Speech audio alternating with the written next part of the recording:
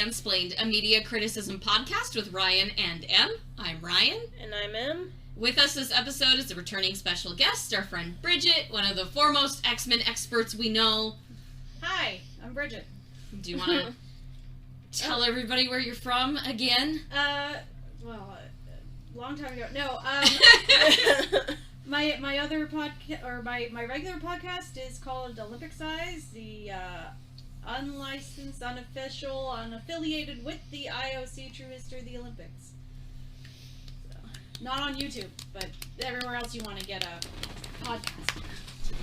This week we're continuing our brief dip into the Marvel Cinematic MULTIVERSE with coverage of the Wolverine trilogy, including X-Men Origins Wolverine, The Wolverine, and Logan. It's a confusingly titled trilogy. Yes, it is. Yes. While these films have different canon placement, recognition, and validity, we're doing them together as they all work better thematically than they do in chronological order. Yeah. Mostly because the chronological order of these movies makes no sense. Even when you get into splitting the first timeline with the second timeline, you can generally do that, but even then, like, some of the pieces just get confused. Yeah. The chronology is all over the place, even with films that claim to be part of the same timeline, which is what we'll see with the Logan trilogy here. Mm-hmm. So, X-Men Origins Wolverine was released in May of 2009. It was the fourth release in terms of X-Men movies in general, but it's the first chronologically, if I'm saying that in a very loose way, because it retcons other things. It gets retconned 5 ways to Sunday. Whatever. It was produced by 20th Century Fox and Hugh Jackman. Oh. He was a producer on the film, not the, but one of. Oh, God. And it had a budget of $150 million. It made $373 million, so for as awkward cringe as it is now, it did make its money back. It was not considered a bomb at the time. Mostly because Wolverine will always make money, regardless of how bad it is. That budget is surprising to me, because it does not look No. like that. It does not look like a $150 million movie. It has the highest budget out of any of the films we're going to talk about. Yeah. Wow. Yeah, the other movies look far better, and they have smaller budgets. I mean, we'll get to the special effects at some point, but it is really astonishing to hear those numbers. Yeah. Yeah, you're welcome. The Wolverine was released in July of 2013, so it was about 4 years later. It was the 6th release of all the X-Men movies, so it was done after they'd started the second timeline of stuff. Mm-hmm. It is the 5th chronologically, if you're counting from Origins, X-Men 1, 2, 3. Because that's 4. This would be the 5th. Yeah. That's how you get to 5th. It was also released by 20th Century Fox. All of these were. And it had a budget of $132 million and made $414 million. So it had a slightly lower budget and made about $50 million more than the previous did. Every bit of that budget's on the screen. Yeah, man. that one's gorgeous. Yeah. And then you have Logan, which was released in March of 2017, and the noir version, which was released a couple months later. They basically just threw it back in theaters with the excuse of, it's in black and white now. Yeah. It is the 6th chronologically, sort of, because technically Logan exists in its own, like, AU, so it's not part of any of the chronologies, except that it references the earlier movies anyway. It also takes but place, only sometimes. It also takes place sometime in the future after all of the other X-Men movies are over. Yeah, it's set in 2029, Okay. and there have been no mutants born in 25 years. Yeah, see, this is why I had such a hard time trying to place it in the timeline, because I was like, is this set after X3? Is it set after Days of Future Past with the retcon? It argues that there have been no mutants since 2004.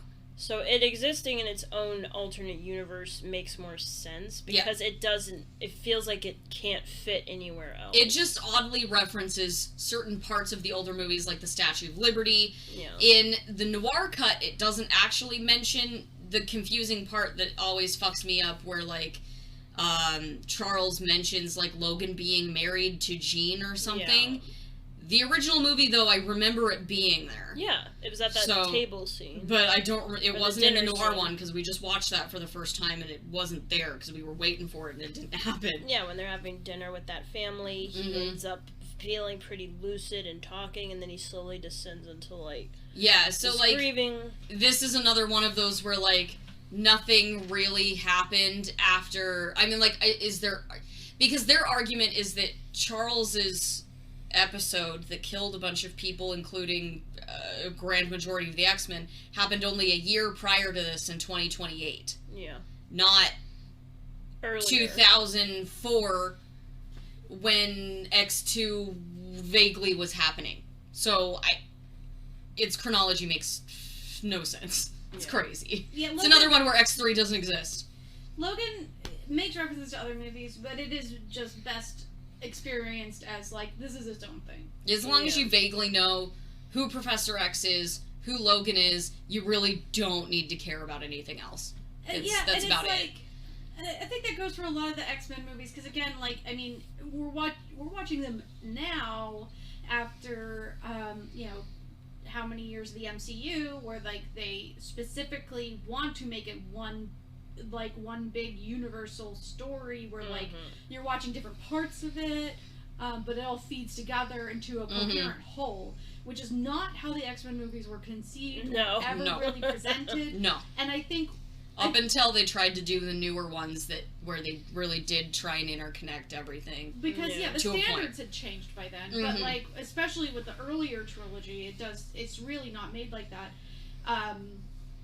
And the Logan, the Wolverine trilogy are definitely their own thing that reference back to the original trilogy movies, but aren't necessarily intended as part of an expanded universe the same way the MCU is. No, and you can tell that from film to film, because you have Origins, which technically retcons parts of the original series, especially when you get to Scott, to Emma, to Professor X being there at all. Yeah, that was weird. But then you get to the Wolverine, which will turn around and retcon parts of X-Men Origins, even though it specifically cites different things like Kayla existing in Logan's life, and all these other things. Like, it still retcons a lot of that, because we see Logan, for instance, at Nagasaki when X-Men Origins opens with him at D-Day. Yeah.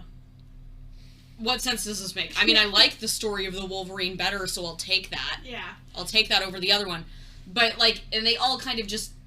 And then Logan just doesn't care. Yeah. Logan just doesn't care. It doesn't really retcon anything, but it doesn't really, like, continue a whole lot else either. It just is. Yeah. I mean, the thing with the World War II is that you can argue that some soldiers who had been in the war long enough, they could possibly, over those years, could go from one side of the conflict to a whole nother side, but again, it doesn't make any sense when Sabretooth wasn't there the whole time with him, like in Origins. Yeah, they hadn't had a strained relationship enough at the time.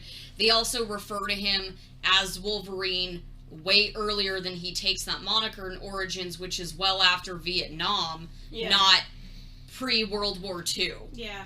So, like, they just kind of, you can definitely tell that, like, they all kind of argue with each other, even though these are more of a solid trilogy than they are if you try and piece them chronologically, where you have Origins feeding into X1, 2, 3, then the Wolverine, and then Logan off in some sort of nebulous, maybe happened to this timeline, maybe didn't thing. Yeah, some other pocket AU over there. The bad end.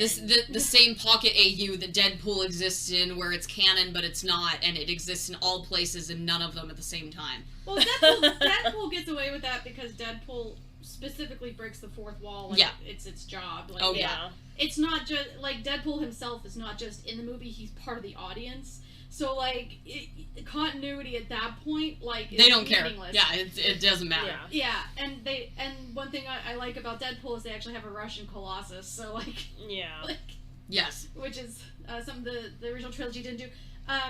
But yeah, and I would say that, you know, just right off the bat, out of the three, Logan, I think, is one of the best movies the Fox X-Men ever produced. Oh, yeah. Like, if not, like, its screenplay was nominated for an Oscar. Like, it is...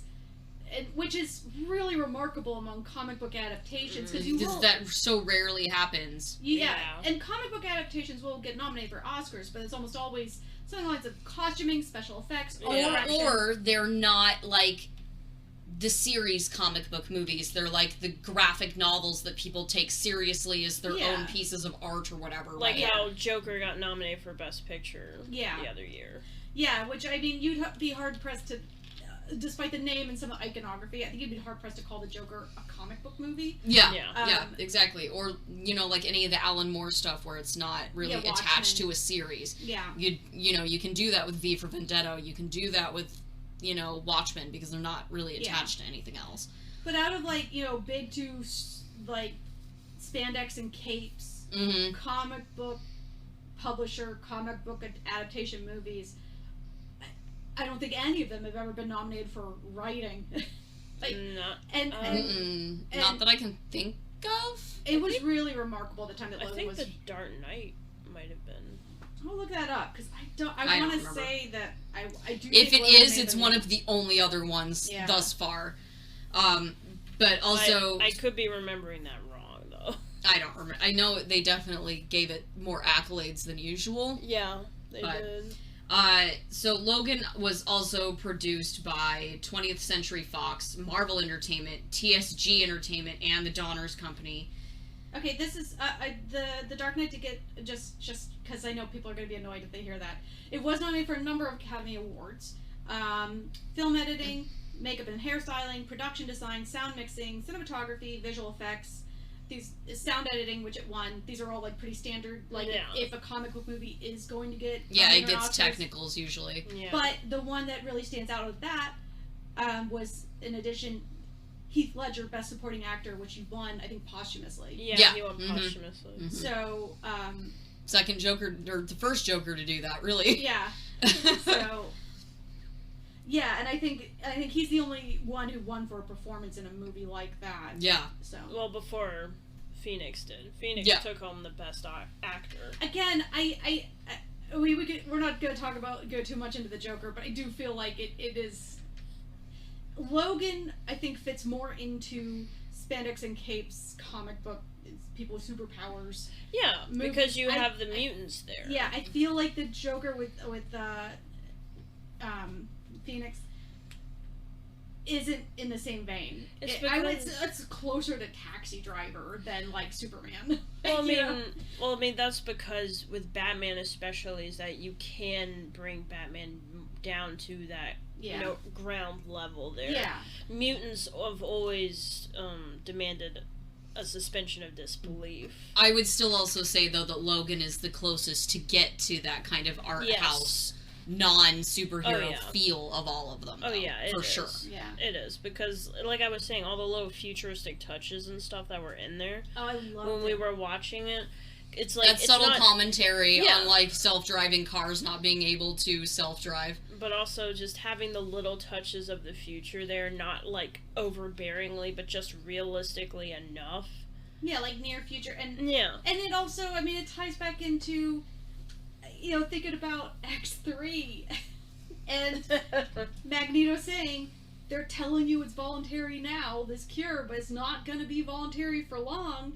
And then they bred it into the food. They, like, genetically modified the food to suppress mutant abilities. Magneto was right.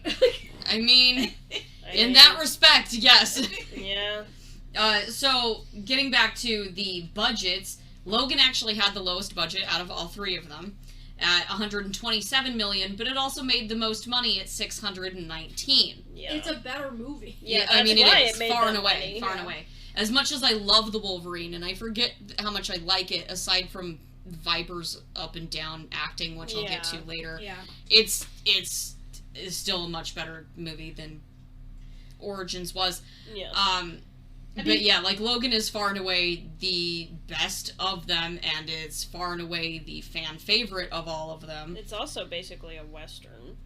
Yeah, it's definitely, it's like a near future Western, sci-fi Western with superpower. It's great. I say this as, I mean, I'm going into this trilogy, I gotta preface it with, I really am not a huge Wolverine fan in general. That's fair. And we know. Like, yeah, no, I mean, I like him in specific roles. And I like him when he's serving specific functions in a team. He is not a character that's particularly interesting to me as a central figure. And when they started this trilogy, I was like, we just got a Wolverine trilogy. It's like the people who say they want a series of movies or a TV show about Luke Skywalker. We already got that. Like, we've gotten that so many times. So, like, so that's kind of how I felt about a trilogy of movies about Wolverine. My roommate at the time when Origins came out got me to watch the first one, and it was so bad, and, like, after X3, and then, I mean, I'm not a Tony Stark is, like, the bottom of the barrel character, personally, for me. Like, I know objectively that Iron Man is a good movie. I know this, like, by any objective standards, that Robert Downey Jr. is a good actor. Subjectively, my personal opinion is I have a really hard time with that character. Yeah. I do not particularly like Robert Downey Jr. as an actor. Oh. And it's all very personal, like, for me. Like, it's not a statement of his quality at all. But, yeah. So after X3, Wolverine Origins, and then Iron Man, I was like, this is not for me. I am just not into comic book movies. I can't take this anymore. And I didn't watch them for like 10 years or something. It was like, took a long time to get me back. You know, I think it was after, maybe it wasn't 10 years, but it was definitely after Avengers was on Netflix. I saw it on Netflix the first time, because I'd never gone around to watching it. And so yeah, so when I say that Logan is the best Fox X-Men movie they've produced, and it is legitimately, like, I got it on Blu-ray, which I save for things I really want to. I get stuff in hard copy when I'm like, if it's not on streaming, I'll be upset when I want to watch it, kind of stuff. I don't have a huge hard media collection, because, like, I save it for things that are worth me packing up and moving, and I don't have a lot of space in my apartment, so I save it for the good stuff. I have Logan on DVD or Blu-ray. I have Logan on Blu-ray, and, like, I love that movie. Yeah. And I think it's the best story with Logan. It's like, I can forgive the whole trilogy existing if we get that out of it. Like, you know what I mean? It's just it's so good. So anyway. So X-Men Origins' director, that was Origins' the director for X-Men Origins, there we go, is Gavin Hood, who really hasn't done a whole lot of notable stuff that I could notice other than Ender's Game a few years ago. The writers on that were David Benioff, yes, that David Benioff, the guy from Game of Thrones, and Skip Woods, who was famous for writing Hitman, A Good Day to Die Hard, and Swordfish. So, really, we know where that fell apart, and it was with the writing team. I'm just gonna go out on a limb and say that I still have this theory that Benioff alone, really, because he was also the one that was on Troy, if I remember right, they, like, Benioff and, whatever the other David's last name was. David and Dan? I don't know. D&D. D&D. Anyway, like, they, like, I'm having a brain fart with names here. Are we looking it up? Yeah. Oh, they don't want to give me the writer. Pull it up on Wikipedia. That's where we get most of our information. Oh, you scrolled past it. It should be over on the side. Up. Screenplay by David Benioff. Okay, so it was the same guy. So it was he also is Benioff. solely responsible. Yeah, he has a problem with stuff where he doesn't have, if he doesn't have, like, very concrete stuff to adapt, the story just kind of goes off the rails. Yes. And where where X-Men Origins is really only vaguely based on Weapon X, and, you know, like, little bits here and there, it falls apart. It's kind of like Game of Thrones, once they were working off of their notes from George instead of the actual novels, the story kind of started falling apart. Yeah. Same with Troy. Once you get past the Iliad, the story just kind of starts to fall apart. That's why the first half of Troy is passable next to the latter half, which makes no sense whatsoever. So I'm gonna go out on a limb and blame the writing team for a majority of my issues with X-Men Origins. Yeah, I mean, I think a lot of it does lie with the writing team, because the thing is that the movie looks a lot better than X3. Aside from the really dated special effects, yeah, which we'll get to, aside from that, like, it does look better. I'm not immediately angry at it the way that I am with X3, and I think that that's what ultimately makes it a better movie for me, because, and I haven't watched it in comparison with X3 so close together like we did with these. It'd been, you know, like a couple years since we'd gotten X3 before we got Origins, right? And I was only into Origins to get Gambit out of it, and then that's what we got, and I was real upset. So, like, I disliked it on its own merits the first time I saw it, or even, like, you know, every other time I'd rewatch it. I wouldn't rewatch X3 because I remember disliking X3 so much. Yeah. There was a reason for that. But watching them back to back really put into perspective how much better Origins actually is, even if it is still not good. Yeah, it's still a very stupid movie. It still fails in a lot of ways, but at least it has characters. They interact with each other. See, Wolverine Origins was just dumb, but I still got some entertainment value out of it. And this was a movie that I was like, I'm never gonna watch again. And then I ended up watching it anyway. But I was actually on rewatch. Yeah, I was actually, because this had been many years since I had last seen it.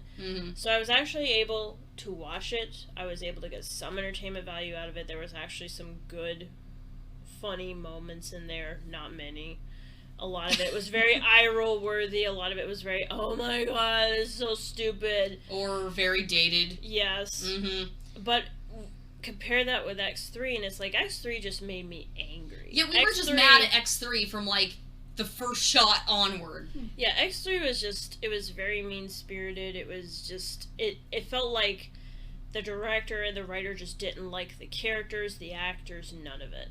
This one, at least the director made me feel like he actually gave a shit. I also still feel like not everybody on set loathed being on set like they did with X3. Like, I feel like if you can give it anything, if you can give Gavin Hood any kind of props for directing with this, it's that he didn't make everyone feel like garbage. He's not like a wanted criminal who had to flee the country. Yeah, well, I mean, that too, but, like, people didn't loathe being around him like they did apparently with Brett Ratner. Oh, yeah. Allegedly. Yeah, like, you can still feel like people kind of had fun making it, even if parts of it were wildly dumb. And even the parts where they tried to be smart were, like, even dumber. Oh, yeah. No.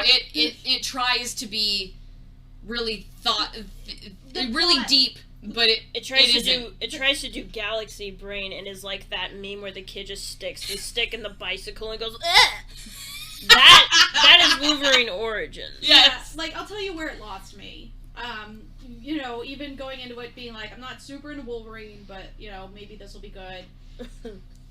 So the opening scene is, like, it's okay. It's a little hokey with the family. And yeah. And the kid actors are kind of... But they're kid actors. I'm not gonna like slam a movie because kid actors who are in it for like 5 minutes and a sure. It just makes it the extra level of kind of corny. Yeah, it's a little corny, but also, like, I mean, kid actors are kind of like, not all of them are gonna be Daphne Keane. Yeah, exactly. Yeah. But when you have a movie based around that kid, the way Logan is really, Daphne's such a central figure in it. If she was like kind of like a, I don't know, Disney Originals level kid actor, we were even talking about that as we were watching it, Yeah. about how, like, if she had been a bad actor, for as much as that movie's supposed to be about Logan, Yeah. if she'd been a bad actor, that movie wouldn't have worked. She Yeah. really shone. Like, That- she's so good. That movie would have absolutely failed if they had not got her right. Yeah. And they were so lucky that they found someone as good as her. Yeah, because that would have been a very easy role Mhm. to just be god-awful. Yeah. But anyway, so the kids are a little hokey. The little boy doing the Wolverine scream is, like, So, it's pretty funny. I have a story about that when we get to acting, also. Yeah. But where it lost me was that opening montage of Victor and James fighting around the world. I was Fighting just like, around the I world. cannot See, take I this. actually love that part. That's, like, one of my Why? favorite sequences. I could not take it. I mean, was it's like, very silly, but I actually, like, I kind of liked it as an opening. Wolverine and Sabretooth fighting around the world. And like then it's Russell like, Crowe. and she's like, no, how, like, Well, it leads into Les Mis, doesn't it? no wonder Wolverine has, like, PTSD dreams, but it's, and, like, Victor is, like, just unhinged by the end of it. Like, I mean, just imagine the kind of psychological destruction being in all of those wars would do to a person. You would Oh, think. right. Like, the thing I did like about that, though, at least, is that Victor and Logan actually had chemistry. They worked together Yeah. on screen, even though they made Victor very gross and you didn't want to like him No. because you weren't really Liam supposed Schreiber to. was great He casting. was Yeah. great casting in that. They worked really well together, and that's what I Mhm. mean about this, is there is more character in this. They have more dynamics with each other, even if, like, Yes. the writing is dumb as hell. Like, I can still appreciate, like, the dynamics between Logan and Fred and John, or whatever, in the boxing ring, as much as I hate all of, like, the fat jokes in it. Oof, dated as hell. But, like, I can still appreciate that there's, like, character dynamics there. Yeah. They actually have stuff to quip at each other. Whereas, like, X3 tries that, and, like, everyone's just so out of character. No one's communicating with each other. Everything's just breaking down every 2 seconds. It Like, just I feels can't... like it feels It's like so everybody. It just feels like everybody hates each other. Where in this movie, it feels like the actors, and the characters, even the ones who don't like each other, at least have some kind of relationship, some kind of, chemistry. Yeah. Mm-hmm. Like, it doesn't have to be great chemistry. It can still, be tinged with animosity, but it's still... It was easier to watch and easier to appreciate than whatever the fuck X3 had. Yes. And I will give the writing props on one thing specifically, and it's that backstory, the Inu backstory about Wolverine. They did not actually pull it out of their asses. I went and looked it up. It is correct. The captions spell it wrong, but it is correct for the most part, and they did pull it from actual mythology. My only issue on that regard is I really wish they'd gone with an actual First Nations actress, not one who kind of claims that she has a little bit of Cherokee in her, It kind of... versus being predominantly Scottish-British. Like, sure, she kind of looks the part, but it's like, okay, but you could have actually hired an actress who... Yeah, you could have hired an actual First Nations actress versus one who just kind of has a little... enough mixed mixed genetics in there for you to be like, well, we tried, I guess, sort of.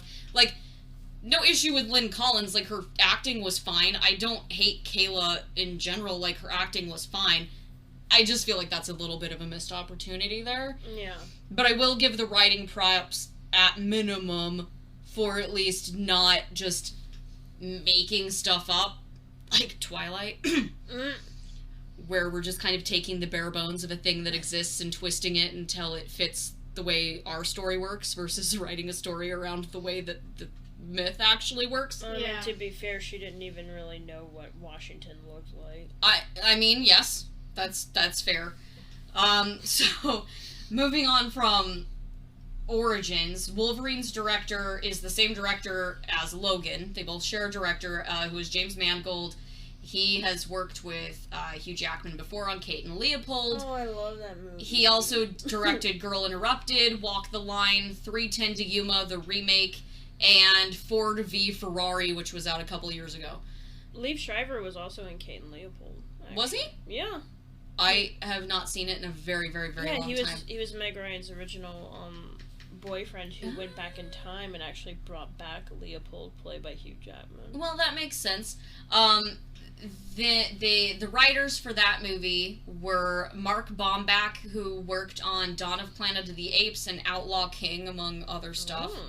And Scott Frank, who also returns for Logan, who wrote The Queen's Gambit, or at least episodes of, Minority Report, and The Lookout, which had JGL and Matthew Good in it, but he also directed The Lookout. So already a better pair of writers. And Wolverine was based vaguely on a miniseries from the 80s by Chris Claremont and Frank Miller. Yeah, when he went... I remember that one. I read that and I was like, wait, Frank Miller? Yeah. What? Yeah. Because I'm so used to Frank Miller doing either, like, his own stuff or Batman stuff. No, Yeah. he did. That it, like, blew my mind that he did Wolverine and stuff. This is where Dakin comes from. Yeah. Logan's shitty son. Yeah, that he had with Mariko. Oh. Yeah, he shows up. I'm glad they cut that out. Well, Yeah. I mean, he may have been, in utero at the end of the movie. Ooh. Like, I mean, we don't know. That's literally where Dakin came from, was Logan going to Japan. But thankfully, we never saw it. How about that? Yeah. I mean, Dakin has his ups and downs, but most of the arcs I've read with him, it's been pretty down. I really don't like that character at all. Yeah, he's kind of a dickhead. And he's total edgelord. It's like, the I love all my children equally meme. I don't care for Joe. Yeah, I don't care for Dakin. He doesn't care for Dakin. He loves all his daughters equally. I mean, that is very Logan of him. Yeah, that tracks for him. I mean, he's very Magneto in that regard. Yeah, Magneto and Logan have that in common. They love their daughters and they can't stand their sons. I mean, it's basically true. I mean, we do see that in Logan, where they kind of have X-24, who's kind of Dakin-esque, but he's more like a clone of Logan. Yeah, that was a thing. I want to say in the comics there were a lot more clones of Logan, that he ended up killing like all of them but Laura. Oh my god. Yeah, this is Dakin turning into like spider clones. Yeah, over here. but like Dakin was never a clone. Dakin was always a love child. Yeah. So. And Miller has worked in Marvel before. He did a run on Daredevil. Oh, that's right. That's right. I knew that. Like that scene in the shitty Daredevil movie where she's like stabbed and the I'm just so used to his work like on Batman that I forget that he's basically done anything but that and his like edgelordy Dark Horse independent stuff. Yeah, like that whole scene of Elektra getting stabbed and her weapon didn't even pierce through her costume. That is from Frank Miller. Got it. But yeah, so Logan had the same director. Mangold also has a story credit on Logan, but he also helped with the screenplay with Scott Frank, who returned from Wolverine, and then they were joined by Michael Green. I couldn't really find a ton that he'd done. I didn't really look it up. It's fine. We basically know who wrote and made this movie. Yeah. I'm sure Michael helped. I could go look this up. I'm sure he helped. I'm sure he helped. So this one's basically based on Old Man Logan, which again puts it off in its own little just pocket place where the story just happens. It doesn't have to be attached to anything else. It's an alternate universe separate from all the others. Like, really, I'm not even sure how else to summarize this. I summarized it very succinctly, whereas I usually go on at length about summaries. Where, all of these movies basically follow a similar theme, which is a moment of Logan's trauma. Origins is with the loss of his family, the betrayal of his brother, the betrayal of his lover, and his employer, sort of. Although I don't know why he didn't really expect that. One thing I will say for Origins that was a breath of fresh air was no goddamn Jean flashbacks. Well, they can't happen. I know, it was wonderful. Yeah. It was such a relief.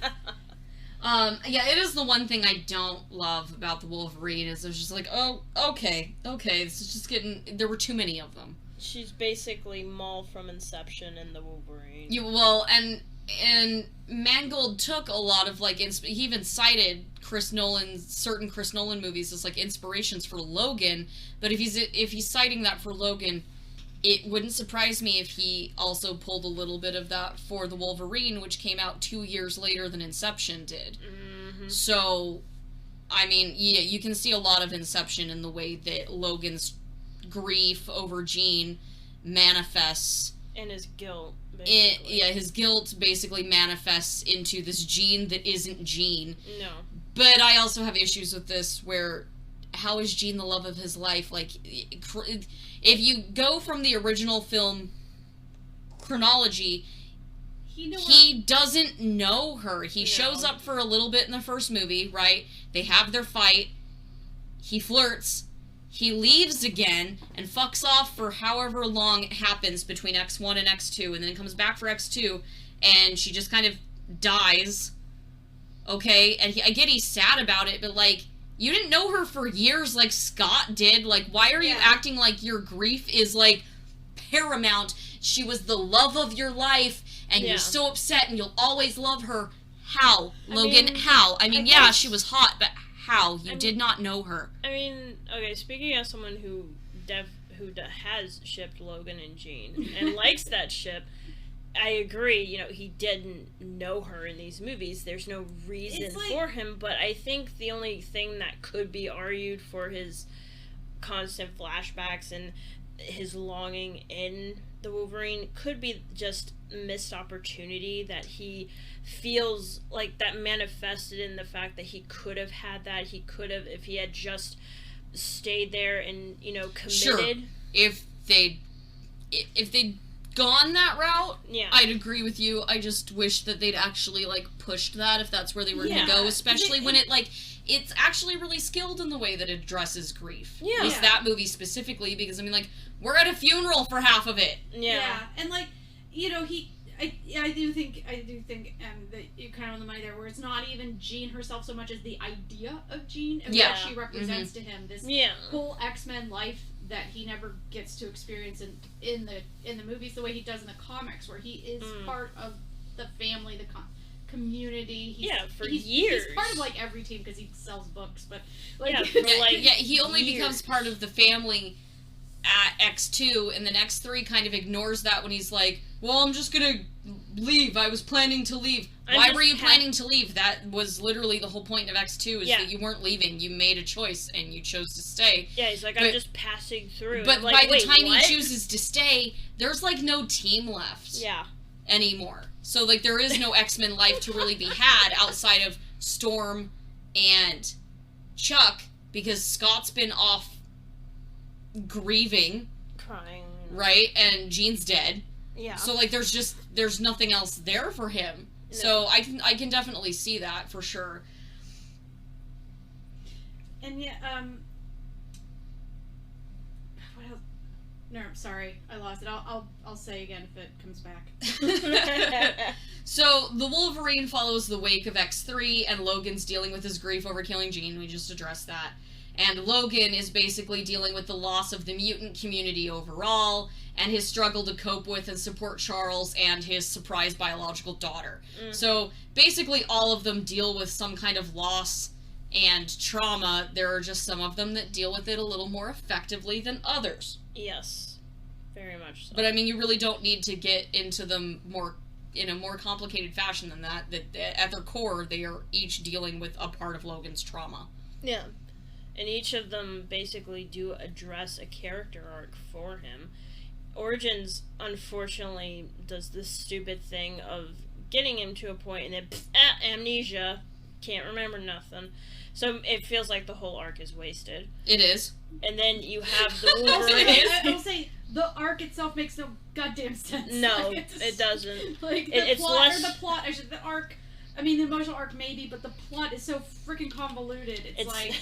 It's less of an arc and more of a squiggly line. Yeah, it's a bush. The Wolverine, however, does a very effective one. Yeah. It helps him, it helps him come to terms with his past, helps him say goodbye to Jean and to whatever she represented that I don't even think he knew until he probably got to that point.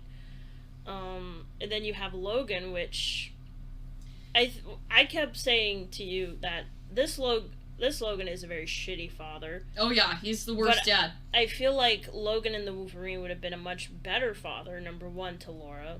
I think he would have immediately tried to protect her and keep her safe. The only reason I think Logan is such a shitty dad for most of the movie is because he's just been so beaten down by life. He clearly hasn't processed any of his grief for all the people that everyone he lost. died a year prior. Yeah, he hasn't been able to process any of that. He's dealing with Charles, who's basically his mind is slowly deteriorating. Yeah. Who's basically his father. Like, he's lost a good chunk of his family. He's lost a good sense of community, his home. His powers are deteriorating. Yeah, he's slowly being poisoned. Yeah, because turns out that having that much adamantium embedded in you is not good. I mean, adamantium isn't real, so you can make it whatever you want. But, like, yeah, it's like essentially the metal in his skeleton that's been added to him is, like, slowly giving him, like, heavy metal poisoning, essentially. And breaking down his ability to heal himself, because his healing factor is constantly healing his damage from the adamantium itself. Yeah. So then, after how many decades, he can't heal. It's not as effective healing against injury as well. Like, you could even say that he wasn't able to heal his heart either. Yeah. If you wanted to go that far. All of his friends are dead. Like, what are you gonna do? Like, you're gonna die with your heart in your hand. And he did. You're welcome. And Laura was holding it, so... Yeah. That's she was not wrong. Hell. She was not wrong, because there was also blood everywhere. Logan has to be one of the bloodiest X-Men movies we've ever gotten. Oh yeah, Yukio was not wrong. No. But she was wrong in the way that she thought it was going to happen, but she was not wrong. But I feel like his arc was basically regaining not only his sense of purpose, but his heart, his soul. Because by the end, he can't fight who he really is. He goes after and saves the kids and saves his daughter and tells her... Why do you hurt me like this? Yeah. Why do you hurt me like this? I'm just saying. We're just talking about the movie. The movie. It's so upsetting. The movie is just upsetting. Logan is a very upsetting movie. Yes, it is. I cried almost 3 different times this time. But it's ultimately hopeful at the end. It is. You know, it is. It's just really sad. We were just crying through a lot of it. I mean, it's like me and Cyrano. Yes. 30 minutes, just crying at the end. X-Men Origins stars, obviously, Hugh Jackman. They all star Hugh Jackman. I'm not going to repeat this each of the 3 times we know that Hugh Jackman is in all of them. Mm-hmm. Also stars Liev Schreiber as Victor / Sabretooth, Danny Houston as Stryker instead of, Brian Cox. The glorious Brian Cox. Or whoever, what's his name, plays him later in, the reboot trilogy. Yeah. We'll get to those when we get to those movies. Lynn Collins is Kayla, and then you have supporting actors Will.i.am as John Wraith. Another one of those black men who have powers that mean that they shouldn't die, and yet they do in a dumb way. Yeah. Stupid. Can't wait. Wait to get to first class and complain about that all over again. Okay, at least his power wasn't literally he can't die and then he dies. Darwin is inherently more offensive. Nothing will ever top Darwin. Like, nothing. Literally nothing can. His power was he doesn't die and then they killed him. Yeah. No sense. Yeah. And I even pointed out to her how that actor was in the first Twilight movie. As one of the bad I forgot that he was the dude with the dreads. Yeah, and it blew her mind. Will.i.am or Darwin? Darwin. Okay. No, not Will.i.am. He'd be too old for that. I was like, Will.i.am was fine in this. He was fine. I really didn't dislike him at all. Awesome costume. I thought that hat was totally. Oh my god, yes. Yeah, he was one of the better characters in there. Yeah. Then you had Kevin Durand as Fred Dukes / the Blob. He was almost originally played by David Arbor, but I read a source, so this is alleged, do not come from me, that David was told that he was, quote, too fat for the role at the time. When it's the Blob, I have questions. They make no sense. So you had Dominic Monaghan as Bradley, the one dude who doesn't get a cool nickname for some reason. Taylor Kitsch as Gambit. Danny Henney as Agent Zero, who had a way cooler nickname than Powers. Ryan Reynolds as Wade Wilson / Bad Deadpool. Bad Deadpool. And then you had cameos from Tim Pocock as Cyclops. quote-unquote Cyclops. He's not my Cyclops. # not my Cyclops. No offense to the actor. Just this depiction of Cyclops is not my Cyclops. And Patrick Stewart, who just shows up. Pat Stu is also in all of these. I'm not going to keep repeating it. He's just not a primary actor until we get to Logan. But he's in all of them. You also have, as Baby Logan, Troye Sivan. I always try and say it's Sivian, but it's Sivan, who is like currently like this up-and-coming singer. He was at like the Met Gala last year. He's not really an up-and-coming. He's pretty he's pretty big, but for me, it was up-and-coming because I'm an elder millennial, and I don't really get into a ton of music anymore. I've become that old person. He has a bunch of playlists on Spotify. You know what? I did listen to him after I watched him at the Met Gala, though, and I was like, oh, okay, this is pretty good. Anyway, so he is Baby Logan, but originally they almost cast Cody Smith-McPhee, who ended up being Nightcrawler in the new series of X-Men movies. I think he lucked out on getting Nightcrawler. I think so, too.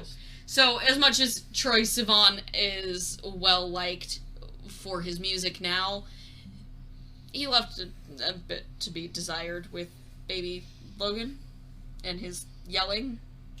He was a kid. He's a child, but I still think it's funny. He still did better than Sabretooth. Yeah, no, that kid was rough. Again, no offense. I'm sure some of that was the directing, some of that was being kid actors, and some of it was the script. I don't know. I don't know where it broke down, but it was kind of stiff and I didn't believe rough. a thing that came out of that kid's I mouth. didn't. He did not sound like he was convinced at all. He didn't sound like he was acting. He was just reading the script. Yeah. That's what it sounded like to me. So the Wolverine has... You know what? You get to do these, because I'm going to butcher the names if I do them. So. Well, you have Hugh Jackman playing the Wolverine, obviously. You have Tao Okamoto playing Mariko. You have... Oh, that's an L. It's an L. Rila Fukushima as Yukio. Haruyuki Sanada as Shinjin. And Svetlana Kodchenkova. God. That one I can do, because that one's a weird Russian name. God damn. But Svetlana Kodchenkova. As Viper, who is very up and down with her acting, as we will We'll get to there in a second. The supporting cast is Brian T. as Noboru, Mariko's very shitty fiance. Mm-hmm. He's very handsome, though. Yeah, I'll say that. He was. It was a shame. Haruhiko Yamanouchi as Old Yashida, and Ken Yamamura as Young Yashida, Will Yun Lee as Haruda. I spelled that wrong. I was very dyslexic when I wrote those notes, so good for you, because I was dyslexic. Yeah, it's Haruda. Yeah. And the cameos are Famke Jensen. I always You always want to say it Famke, yeah. I don't know why. And Pat Stu and Ian McKellen show up at the very end. That end credits thing was so weird. It was weird. It was very much setting up something that never happened. No, they were setting up Days of Future Past. They were setting up Days of Future Past. They were just kind of ignoring that we'd already introduced Sentinels. They were talking about Sentinels. No, it was no sort of. They were directly setting up Days of Future Past, because you have the shitty... You have Trask on the TV. Yeah, you have the shitty Sentinels in X3. You have Trask there, and you have like the... There weren't Sentinels in X3. There was one. It was in the Danger Room. Yeah, but it was in the Danger Room. It counts. That means that the Sentinels exist somewhere. And to be in the Danger Room, they existed somewhere. And then the end scene is 2 years after the Wolverine. Mm-hmm. And then you have Days of Future Past several years later, after Magneto and Charles find Logan and get him back. They introduced Sentinels in the 70s. Yeah, it makes no sense, but at the time, that is what that was meant to connect to. Okay. Yeah, it just felt like they were setting up, because like I can... Well, it's kind of like that end credit scene that's meant to set up Mr. Sinister, and then we literally never get Mr. Sinister. Yeah. Because they don't put him in anything. His name is Mr. Sinister. How could he be a bad guy? I mean, he looks like a freaking vampire in most of the animated series. Mm-hmm. He looks like a cross between Frankenfurter and Phantom of the Opera and Dracula all at once. Yes. That's why he's great. with symbiote teeth. One of my co-hosts from the Olympic size, Frank, loves Sinister. Mr. Sinister is his favorite. Like he's really a DC guy, but if there's one Marvel character he can go on about at length, it is Mr. Sinister. He freaking loves him. I also love him. I think he's great. I always got freaked out by him as a kid. That's the point, though. I mean, he's supposed to be like him from the Powerpuff Girls, where it's just really unsettling. It is very unsettling. He's very unsettling, especially when they did that weird thing with his voice in the TV show. Anyway, we were talking about cast. Sorry. Yeah. I mean, it's fine. Yeah. It's basically the same where they originally tried to set a thing up that didn't quite work out the way that they planned on it working out, but that was definitely supposed to lead into Days of Future Past. It was directly supposed to lead into Days of Future Past. It's just we leap several years ahead in Days of Future Past. You can tell because this is the one that was made right after they'd started doing the reboot movies. Yeah. Whereas, like, Origins didn't really, so it just doesn't connect to anything. They just do it. From what I heard, they were going to do something different. But we can talk about that after we talk about cast. Then we can do the cast on Logan. Yeah. Well, I really actually love the cast of the Wolverine because, most of it is not only Asian actors, but guess what? They're actually treated a lot better in the story. Yeah. For these movies in particular have odd treatments of East Asian characters. And except for the Wolverine kind of being a standout where they get to be like people. Yeah, they get to because be that's people. the whole You plot.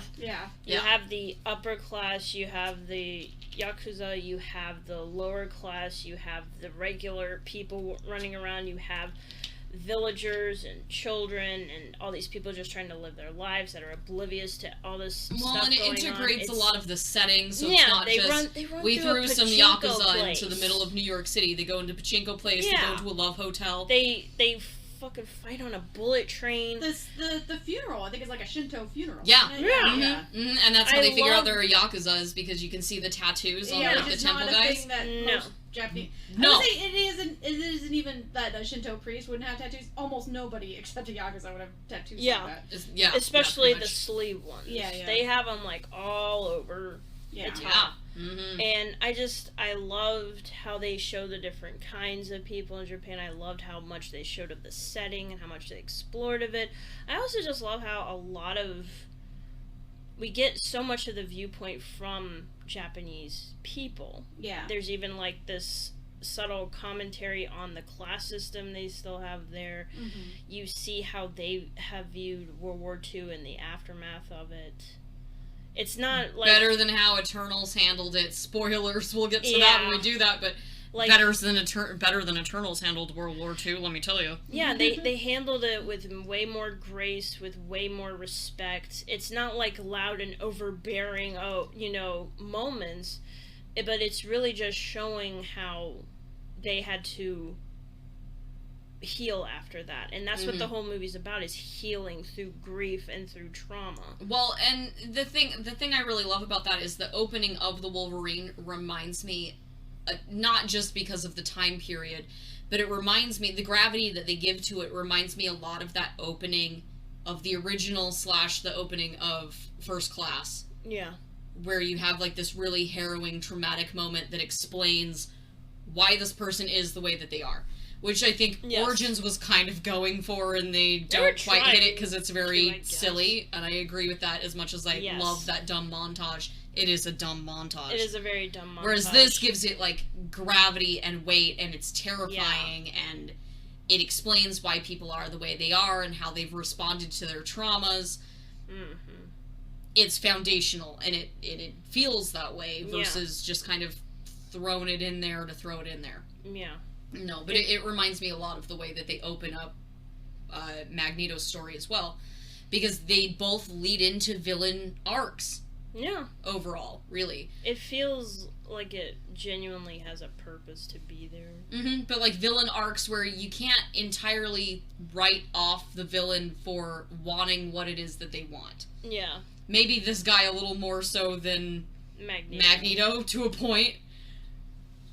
But you can understand. It's also the stakes are appropriate for the story they're telling. Yes. The guy doesn't want to rule the world. He's not going to destroy all mutant kind or all human kind. You know what I mean? Like, that's... Yeah. I don't think that's one thing I like in all these movies, is that they don't suffer from stakes creep. Yeah. Like, it all feels like there's reasons why it's only Logan dealing with this stuff, or like a small group dealing with this stuff. There's a reason why you don't see more people around. Like, in the first one is probably the biggest, like, action in terms of, like, number of people and the amount of destruction that's caused and whatnot. Because like in the second one, it's all like in one facility and it's just a handful of people fighting. And then in the third one, it's a very small group of mostly children. Yeah. and like some government agents trying to chase them down, which is a very small amount of people involved. Although the emotional stakes and kind of what it means for the world are very high. Are big, but you can see why most people would not be aware or involved in it. No. And you don't need to, like, come up with explanations for why the rest of the X-Men aren't in Japan. Yeah. You know, like, fighting this with them. As opposed to some of... when you get into the MCU, you'll have, like, people fighting world-ending...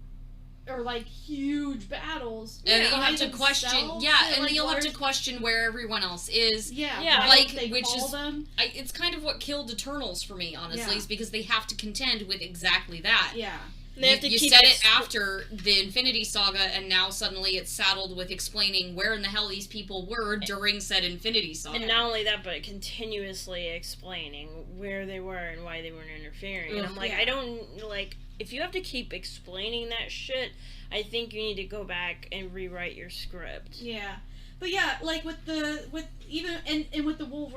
first one, with the Origins movie, where it is like the biggest amount of explosions and whatnot and people involved, it's still in a very remote area involving like a pretty secretive government thing where like most people would not be aware that it was happening. So unless they were getting shot out, no. Unless they knew specifically where in the frickin' Yukon or whatever this is supposed to be taking place, because it's in Canada, where everything horrible happens in the X-Men universe. Pretty much. Like, where all the killing and torture happens in Canada.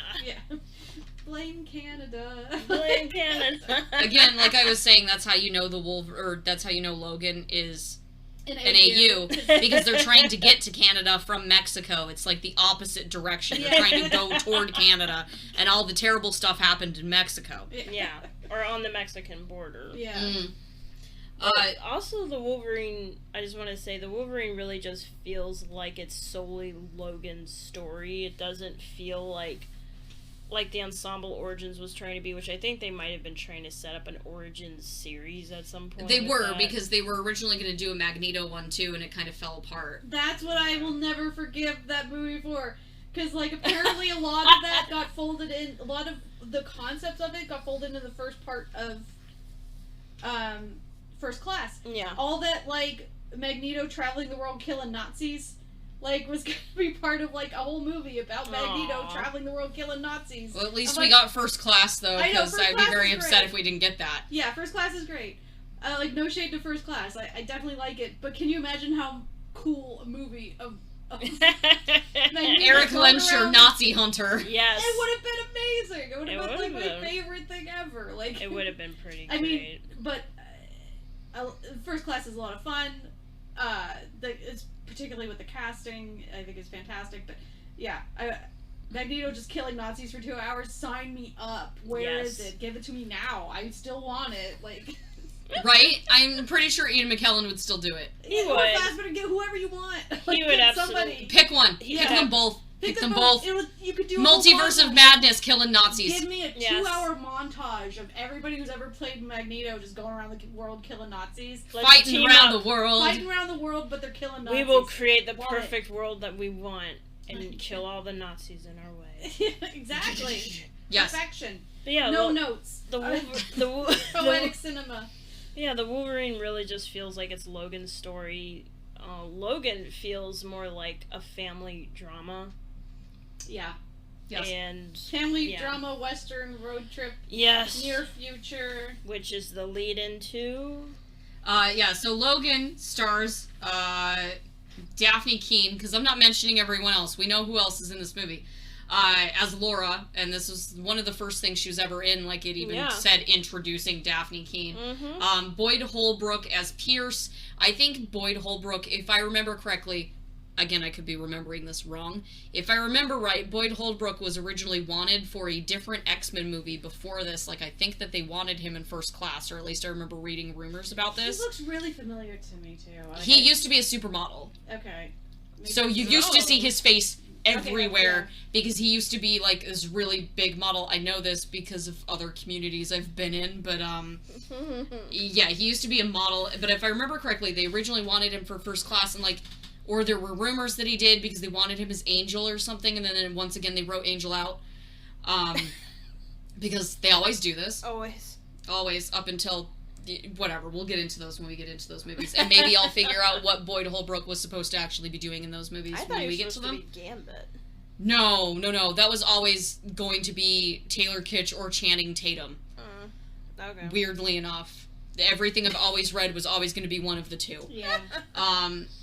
So you also have Stephen Merchant as Caliban, who is a character we also see in the newer X-Men series. Yeah, he was in Apocalypse. Yes. And then you have Richard E. Grant as Dr. Rice. Loki! Loki! He was supposed to be Loki. He's old Loki. He's old man Loki. You know what? It tracks. He's old man It tracks. Villain here, old man Loki. Terrible old Loki. Terrible man here.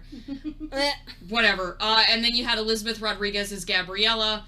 And, most notably, there is not a Stan Lee cameo in one of these movies. Aww. Not a single one of them has a Stan Lee cameo.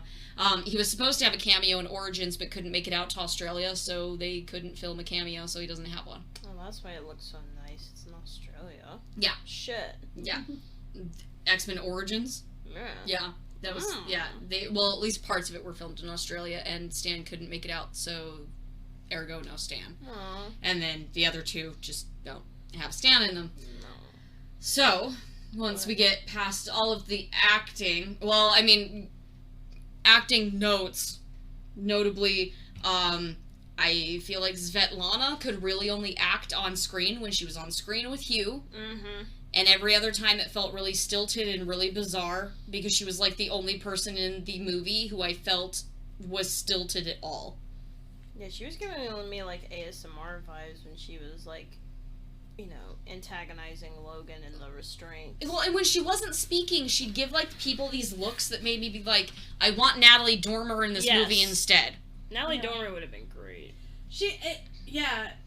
I didn't really get her deal. That was a weird character, I think, too. Like, I think it was like a weird character that would need a stronger actor to really carry it off. Well, and they removed all her, like, Hydra connections because of all the shit with Marvel. They couldn't relate her to Hydra, so she was just kind of some random agent working on her own that they never really defined, because why bother? You're gonna kill her off anyway. Who cares? But she's like a lizard who can, like, shed her skin and is immune to all poison, and also she's a viper. No, she's a snake. Okay. She's what Lady Voldemort. Harry Potter's Nagini should have been. If you're gonna go the route of making the snake a lady, that's what you should have done. And she wasn't even Asian either, Joanne. Yeah. Yeah, God. Joe. No, we're not falling down the JKR rabbit hole.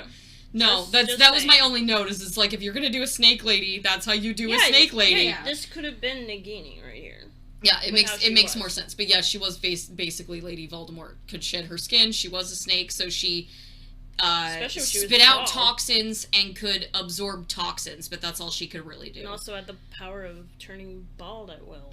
Well, that's because she shed her skin, and her hair was attached to that. It was like a wig. Ugh. She snatched her own wig. She did. And then we've kind of really talked about how up and down the stuff is with X-Men Origins, but again, I feel more of that is the script than a lot of the actors outside of, like, the beginning of it. Yeah. Because there is still, like, chemistry. I don't feel like you were forcing these people to be in a room together and it's all just awkward as fuck from start to finish. It's just that the script is really awkward. Yeah.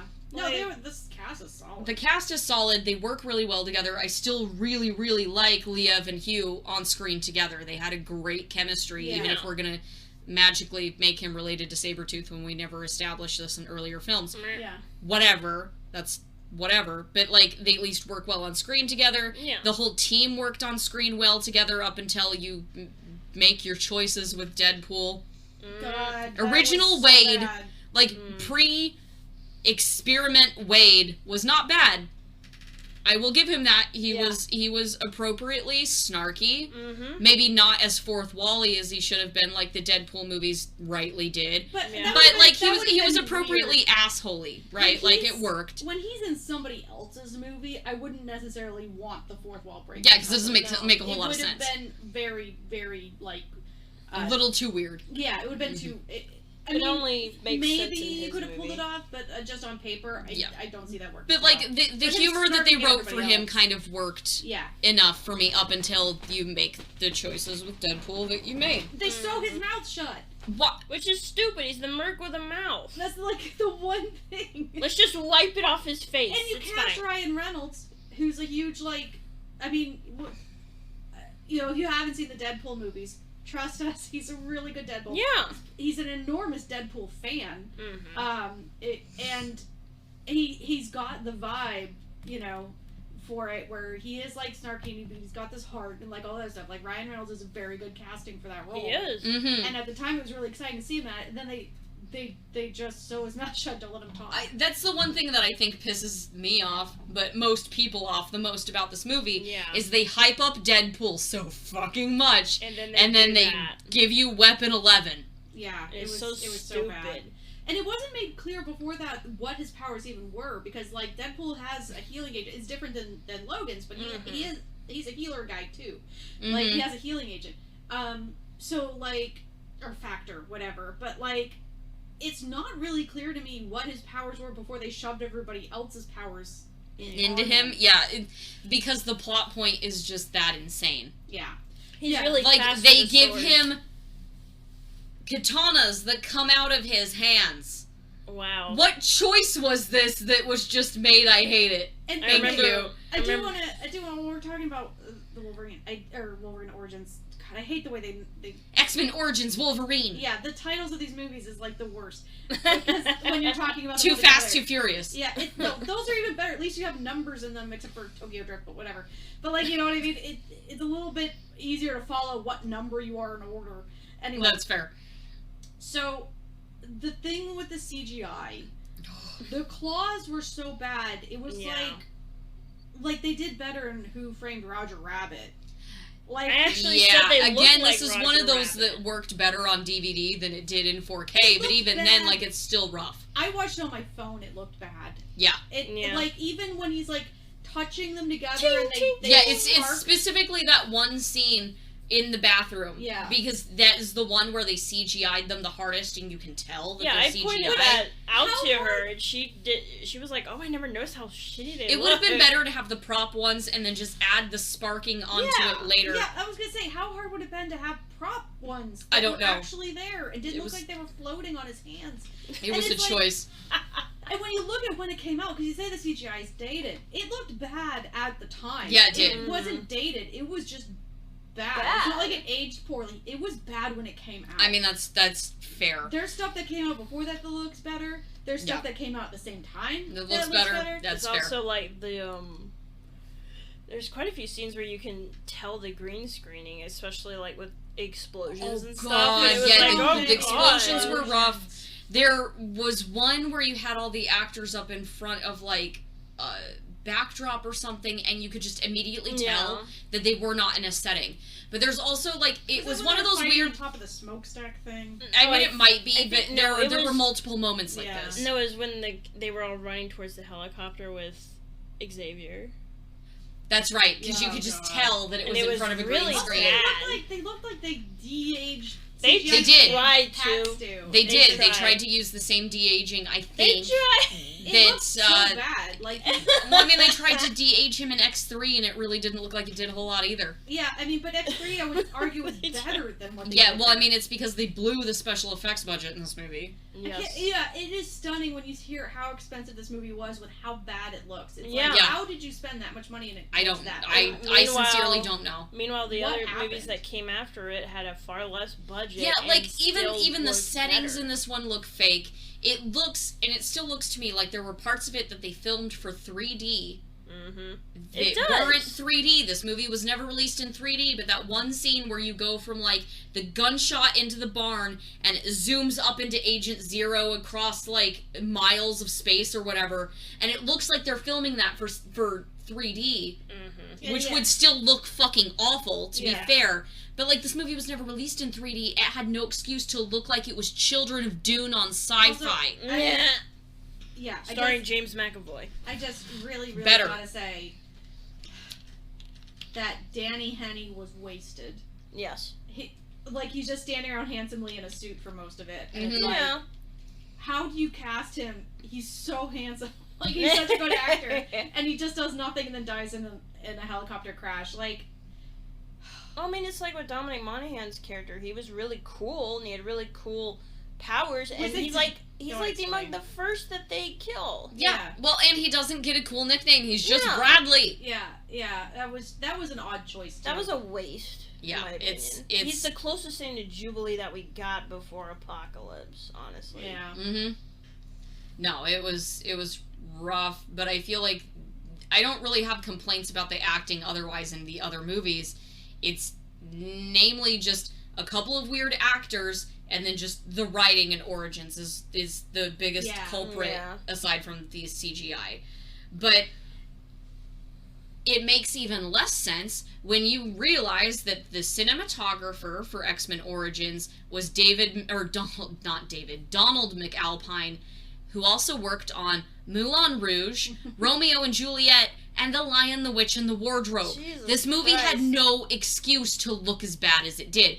To be fair, there are parts of it that still look better than X3. Yeah, there are parts. There are parts of it that look a lot better than X3. And it does a lot more like cinematic shots and stuff. There are a lot of landscape shots that look gorgeous. But the CGI is just so supremely fucking bad. I really think it's the CGI that kills it, to be honest. Yeah, the CGI is so because the rest of it's bad. like fun, dumb, whatever. It's dumb. I can get into it though. It's whatever. But then you move on from there to Wolverine, which was shot by Ross Emery, who also worked on camera, electrical stuff for The Matrix. He did cinematography for I, Frankenstein, which we don't remember as a movie. I remember heckling that really badly with one of my friends when we went to go see it. I don't remember, but it was a bad movie. No, it was the one with Aaron Eckhart. Okay. Max Landis is the one with Harry Potter and young Charles. James McAvoy. Yeah. And Dan Rad. Dan Rad, yeah. No, that was Victor. That's Victor Frankenstein. That was Victor Frankenstein. Okay, and then there was the Frankenstein that had Pacino in it, right? How are all the Frankenstein movies so bad? Just watch. Wasn't there? No, that was Robert De Niro. Okay, see, I get Pacino and De Niro mixed up real hard. No, that was Mary Shelley's Frankenstein, directed by Kenneth Branagh. No, I'm not thinking of that one either. There is another one that's wild, and I remember hearing about it on an episode of Djibouti or something, and they brought up this weird Frankenstein. Hold on, I'm gonna have to look this up now because No, Robert De Niro played the monster in Mary Shelley's Frankenstein.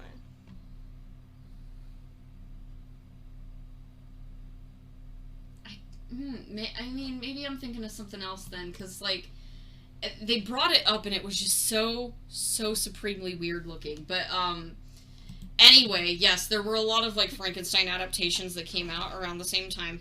They're all terrible. Yeah, they weren't very good. Is the only good one on film, and the book is so different from any movie. But Wolverine looks amazing despite the fact that this his cinematography is very up and down. He also worked on Rise of the Lycans, and The Giver. Why do I want That's Jeff Bridges. Jeff Bridges. Yes, that's a Jeff Bridges. I really loved the look of the Wolverine. I loved how they used gorgeous. lighting. I loved how they integrated so many colors, especially when you're going to be in fucking Tokyo, of all places. Quite frankly, I feel like the way that these movies looked, they should have had opposite cinematographers. I would have expected opposite careers from the cinematographers that we got for those two movies. But, I mean, it also... The director... also plays a huge part. Yes. I mean that is absolutely true, And the cinematographer for Logan was John Matheson, who worked on Gladiator, Phantom of the Opera. He is doing Multiverse of Madness. Ooh. He did X-Men First Class, Man from U.N.C.L.E., Detective Pikachu, and Kingdom of Heaven, among a bunch of other stuff. Kingdom of Heaven is kind of a slog to get through, but man, it looks really It's good. a very pretty movie. It's a gorgeous looking movie. So, I mean, both of the later movies just look stunning. Although They I will do. say it doesn't have any shot as iconic as the one where they're playing chess and the Washington Monument is erect between them. Oh my god. No, that's Matthew Vaughn. You get to thank for that. Anyway. Well, I mean, it's the same cinematographer for Logan, but But yeah, the fact that they both had such decreased budgets and yet made Look it look phenomenally better. Yeah, just they did every bit of that money's on screen. Mm-hmm. Well, and like Logan had the lowest budget out of all of them, and it's the one that's honestly truest to the genre that it's trying to depict. Yeah. As much as I love the Wolverine, and it does do a lot of like the bright colors and the cyberpunky And it's aesthetic, and it's very Tokyo, and I really, really enjoy it. Yeah. And it's And the it has most a great train fight. I love Yeah, it. yeah. I love the Oh, bullet yeah. train fight. I And love the look of the Wolverine, but Logan really, really, really digs into its aesthetic. Like, Yeah. So hard. Like I Also, love the art. whole cast of the Wolverine. Mhm. Like the whole cast is very solid, but it genuinely feels like that's the most in character Logan is in that movie. It's true. It's Yeah. true. He actually feels like Logan in that movie. And there is also a train that factors into a fight in Logan. So Yeah. obviously the formula is you need a train in your Wolverine movie for it to be good. Well, I mean, Like- James Mangold literally made a movie about a train in 310 to Yuma. Yeah. So I love a train fight though. I'm I love a good like, train I fight. have like my top 10 train fights. Number 1, Cowboy Bebop the movie, Oh, unparalleled. yes. Oh. Number 2, French Connection. Yes. Well, I mean, I love how, like, the French Connection is always the one that everyone cites as, like, their movie inspiration for a fight scene that's moving. Yeah. Every single one of them. Yeah. Like, I'm not even sure that this one did, but I wouldn't be surprised. But, like, we even saw that on Captain Honestly, Marvel. After watching Captain Marvel is closer to it because you actually do have Yeah, the well, fight because scenes. you have the Yeah, car we going even- alongside it. We watched them at the same time, But so... I will say Cowboy Bebop the movie has a better train fight I than actually French Connection. after having watched Cowboy Bebop the movie, which yes, that's a great train scene. I think that train scene actually probably gave more inspiration to the Wolverine because Yeah. they actually seem very similar. Yeah, now that I because think there's no about it. car involved like you get in the French Connection. Yeah, it's... Well, and you did say that the Wolverine is basically supposed to be live-action anime. Yeah, and That's and, how it looks like to me. And The yeah, whole thing plays out like live action anime. you have people like getting thrown off the train. Yeah, like he literally threw a guy through the wall, just poosh. Yeah. I Well, mean, and then he Spike- does the thing where he jumps and the dude gets, like, smacked Yeah. and thrown off the train. I mean, and you know, Spike sort of gets thrown off the train at the end of that fight, but you know, I mean, he gets his shit kicked in a lot. So he got his ass beat. Yeah. Man. anyway, Much like Logan did, Cowboy actually. Bebop the movie is fantastic, hard to find, but worth it if you can get it.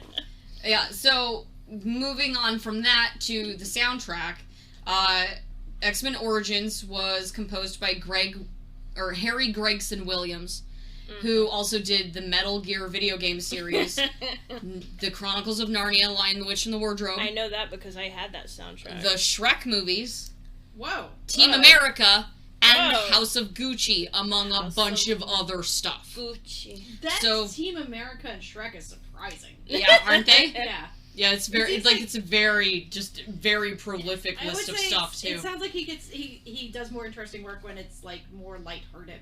Yeah. Yeah, I mean that makes sense to me. Yeah. Mm-hmm. And then the Wolverine and Logan had the same composer, who is Marco Beltrami, who also worked with, oh god, Wes Craven? the director of, hold on. He also worked with James Mangold. Oh, I yeah. forgot his name for like 2 seconds. I'm very sorry. Yeah, James. On 310 to Yuma, which is why Logan sounds so much like a fucking Western, because it's supposed to. Which another soundtrack I loved. But Beltrami, yes, has also worked a lot with Wes Craven. He did like the whole Scream series. He also did both the Woman in Black movies, so he did the first and the second one. He did Venom 2, Let There Be Carnage. Nice. He also did the first Resident Evil movie and the original Hellboy movie, which has gorgeous music. Stunning. Yeah, so Beltrami is up there, and I definitely noticed the music in both of those movies, too. It's just like... Yeah, he's a good composer. Perfect. I have no complaints, and the other one was just... It was okay. It was felt passable. pretty It was meh. fine. It was fine. It feels about as meh as the rest of the movie. It's but when fine. you got Beltrami on the job, it's like, oh yeah. I mean, he's up there with oh god, I cannot believe I just forgot his name. The guy who did the Batman and the Marvel fanfare. Danny Elfman? No. The new Batman. Michael Giacchino? Yeah, Giacchino. Yeah, he's definitely up there with that for me, because they're both like top tier. Yeah. A tier. They are. A tier composers. They are A tier composers. Sorry. It's spring. It's spring. It's spring. Shit. Really love it. Okay, so since we are we're at an hour 20, we should probably get to... This is why I skip out on so much stuff when we cover, like, multiple movies, because I just can't dig into literally everything. It's too much. So, overall rating, Bridget, each movie, out of 5. Okay, so... X-Men Origins Wolverine. I'm giving half a star. Ooh! Only for the line... When Stryker says, "Don't you want to serve your country?" and Logan says, "I'm Canadian." That was the best thing. I was mad about pretty much everything they did to everybody, including me. And I felt the actors deserved better. The plot was a mess. I hated everything they did with Gambit, other than who they cast. I thought Taylor Kitsch was great in the role. I just wanted a better story for him. And same with Deadpool, which Ryan Reynolds fought tooth and nail to get. Like, a decade later, he got... Thank God they gave him the better Deadpool later. I mean, he fought for that. He fought so hard with that studio to get that. And he was doing dirty tricks, like making his own, like, teasers and releasing them when the studio didn't know he was doing that kind of stuff. Like, he really went above and beyond. Because he's that kind of person. So, like... Good for him. But otherwise, without Ryan Reynolds being that kind of person, that's the only Deadpool we ever would have seen on screen. Like, screw that. Done so I'm not dirty. even a Deadpool fan, and that makes me mad. Like, I can't imagine. Can you imagine being a Deadpool fan and watching that? I would it's how I feel about Gambit, because I am that Gambit fan, and this is what I got. And I also love Taylor Kitsch, and I was so hyped for Gambit, and then we didn't get Gambit. We got a guy who controls playing cards. What are you talking about? That's not what his power set is. He uses playing cards because they're convenient, not because they're tied to his powers. Yeah, like, they also didn't do his eyes right. I'm still furious about it. But, like, Taylor Kitsch is handsome enough, and, like, you know, they got the Louisiana thing. Like, I mean, he should have been more Cajun, I guess. But, yeah. Yeah, a little bit. Yeah, he could have stood to be a bit more Cajun. Yeah, he's a little too New Orleans, not Cajun enough, but anyway, New Orleans, yeah. But yeah, the Gambit deserved better. Everybody deserved better. I deserve better. I don't understand what they were doing with Emma. That whole Emma thing was bizarre. It was very weird. Really strange. And anyway. We wanted Emma without committing fully to Emma Frost. Logan saying, "Don't you want to serve your country, or like do it for your country?" And I'm Canadian. That was a good burn. I like that, half star. Yeah. The Wolverine is gonna be kind of subjective because it's solid. It's fine. There's like nothing super objectionable about it, except I just don't really care about Wolverine enough for it to be that good for my subjective opinion. So I'm gonna give it a 3-star. Okay. Because, like, it's fine. There's, like, I can't point to it and be like, this is where they lost me. Like, you know, it works. The plot makes a lot of sense. Like, and the stakes feel good. I just am not interested enough in Wolverine as a character for it to be super appealing to me. And then Logan, 5 stars. Like, I can't. It's perfect. It's perfect. It's like a perfect comic book movie. It's a good movie all on its own. Like it can just be like a near future Western road trip with some people have like superpowers for some reason.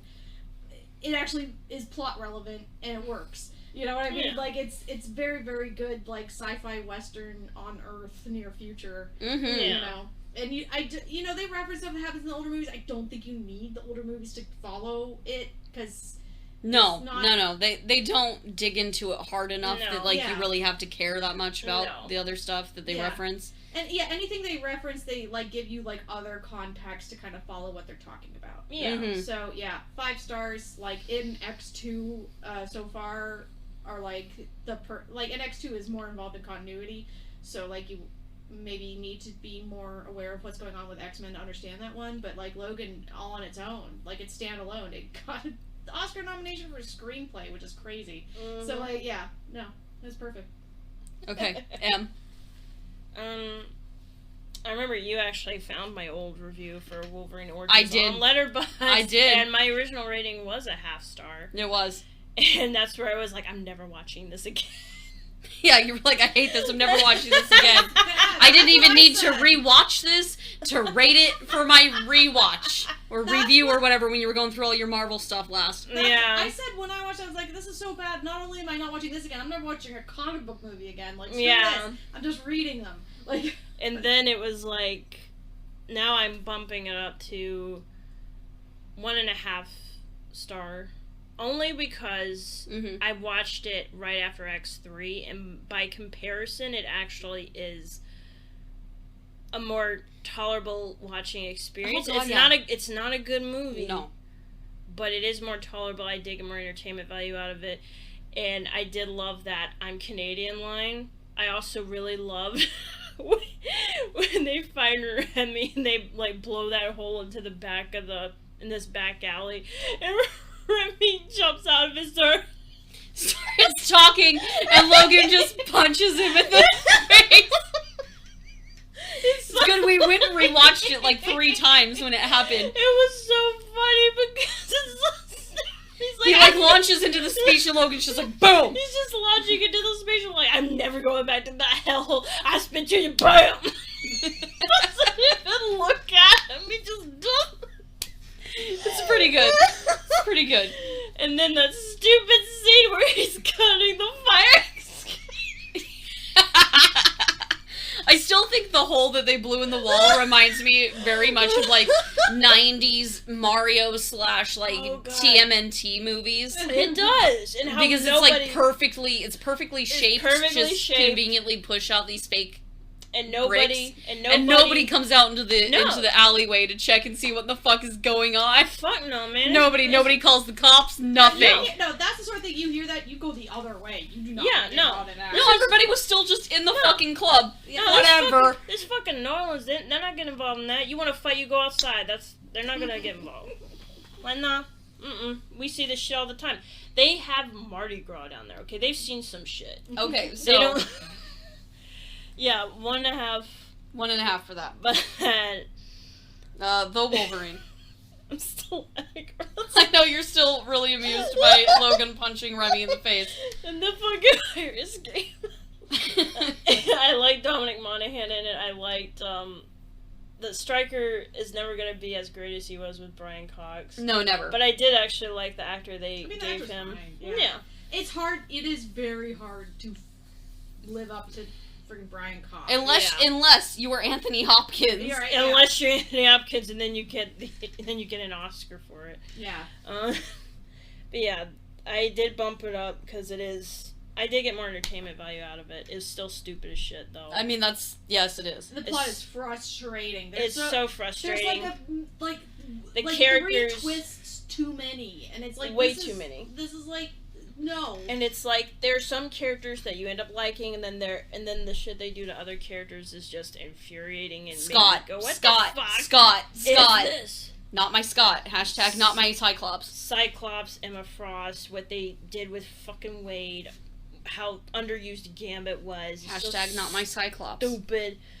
But the Wolverine, 4.5 stars for me, because it is like live action anime. It hit so many of everything that I love about, like, if you're gonna set shit in Japan, you explore the setting, you make use of all the beautiful nature that they have there, you make use of all the gorgeous neon lighting they have there. Have a bitchin' train fight on a Yes! train. I love have a that. love hotel I love with that. a spinny bed. I love the love hotel. I love it so much because you can hear the other people like rattling doors and stuff as they're going down the hallway. Beautiful. I loved the bullet train fight. I loved the fact that Logan got to be educated on Japanese culture while also he's not outright being a dick about any of it. He's just, ignorant. The chopsticks bit. Yeah. Yeah. There's and tying his sash wrong and stuff like that. Like, Yeah. And kind of behaving like when he steps out of place at the funeral. Like a lot of people are annoyed because they think he just doesn't understand how a funeral's supposed to go. Yeah, they think he's being disrespectful. Yeah, but it's like, no, that priest is covered in tattoos. Yeah, no, there's something wrong here. They're like, I don't know exactly how a Shinto funeral's supposed to go, but I'm pretty sure the priest isn't supposed to be covered in Yakuza tattoos. I mean, No. probably not. Probably not. Probably not. But yeah, I love. But he also can't speak the language enough to explain that to anybody. So they just Right, avoided it. right. Yeah. I really loved the cast. I really loved how they actually, wrote and treated Asian characters with a lot more dignity and nuance here. It was nice to have that. And also just all the amazing sword fights. Oh, I love the gorgeous. sword fights. That part where everyone is shooting arrows into him Oh god, yes. as he's trying to walk, and then he's just got all these arrows stuck in him. It's like it is shit that I've seen in other like historical anime where the samurai's trying to like get to the woman he loves, like in the castle and shit. It was like straight out of that. Mm-hmm. It was so good. I loved it.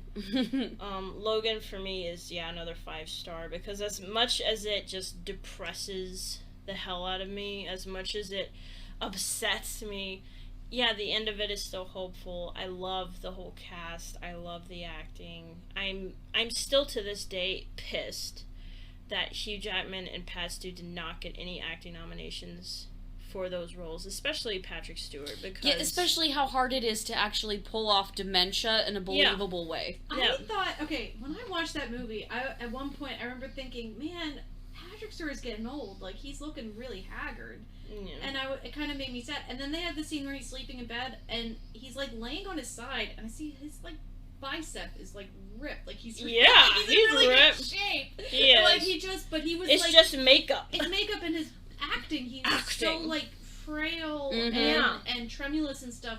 And you don't realize until, like, it's like, no, he's actually in really good shape. Like, he's perfect, like, he's in fine shape for how old he is. Yeah. And he's not frail and tremulous and stuff like that. If anything, it's a testament to his acting. Yeah. Really. Acting. Yeah, like I would imagine, like, Hugh Jackman would actually have a hard time picking up and carrying him around. But, like, in the movie, it doesn't seem like it doesn't seem like he'd have a hard time doing that, because he does look so frail. Mm-hmm. You know?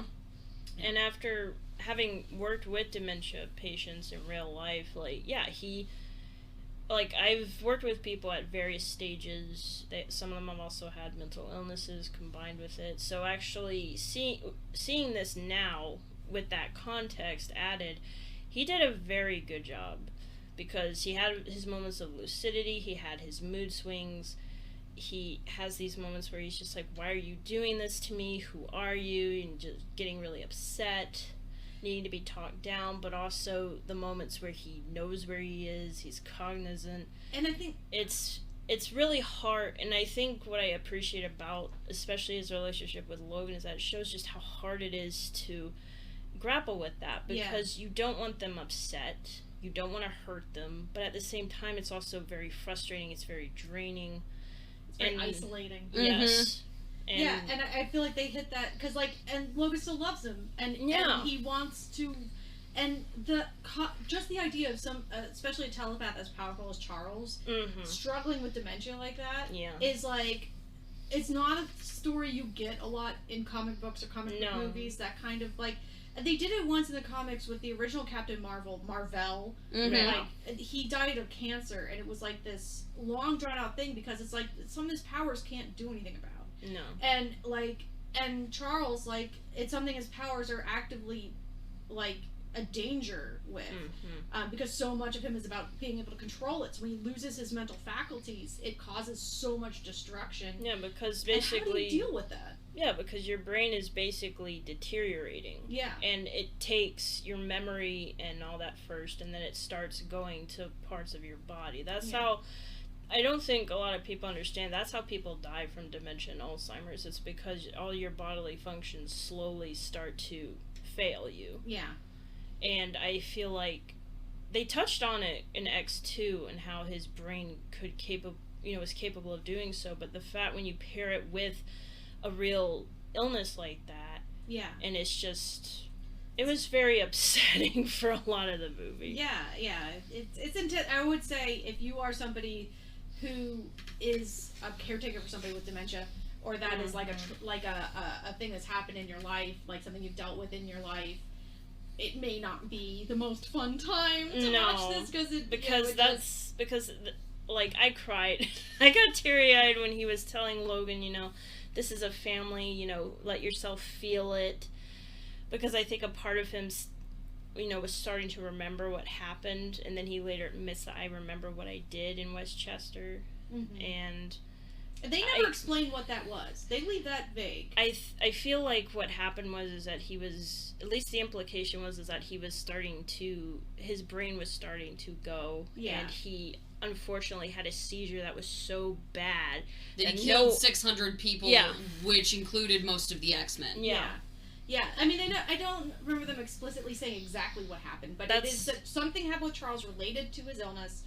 That he killed a lot of people. Yeah, I think the implication is that it was the seizures, because they keep bringing that back and harping on it. And I think it was specifically. And I think it was something that had never happened before to that extent, and that's why they were unprepared for it, and that's why there was just so much devastation. Yeah. And I cried when he got killed by fucking X-24, that bastard. Yeah. But I think the moment that really made me start sobbing was when Logan was putting him in the truck, and he was like, "Oh, the boat, the Sunseeker," and he thought he was on the boat. And you lost it. That really fucked me up, and I can't explain to you why it did, but it really upset me that he thought he was on the boat in his last moments. And I'm getting emotional about it again. I don't know why. Okay, so you know what? I'm going to take over before you get super emotional. Thank you. So, for me, I originally had X-Men Origins rated at a 1 or a 1.5 on Letterboxd, I think, before we rewatched it. I upped it to a 2.5. That's very generous. Well, it's mostly because I look at the other films that I have rated it like a half star or a star or whatever. And in context, a lot of my half stars are way worse movies than this. A lot of my 1 stars are ones that I couldn't even get through, versus, this one, I could get through it. It's stupid, but, I had fun with it. It wasn't I wasn't immediately mad about it. No. It wasn't quite as mean-spirited to women. It wasn't, I feel like overall it was still a better experience, and it's one that, I don't think I would have noticed if we had not watched it in the order that we watched it. If we watched these in chronological order and we'd started with X-Men Origins, no, I don't think that my opinion of it would have changed really at all. I would have been like, this is still garbage. Yeah. This still doesn't make any sense. It's a terrible way to open the timeline, because it would be a terrible way to open the timeline, versus when you're going through the MCU, you can go through and start with Captain America instead of Iron Man. Still works. Because, mainly because they're designed to do that, and X-Men movies really weren't designed to do that. Fine. But it would be a terrible place to open the timeline, versus when you're watching them in release order, you can kind of have the context of, oh, I just watched X3, this thing that I really, really did not like, did not enjoy, but we get to this other one, which, it's still dumb. I'm not arguing that it's, a good movie, but it a 2.5 is more like a mediocre standing for me, which is really what this movie is for me. It's dumb, but it's fun.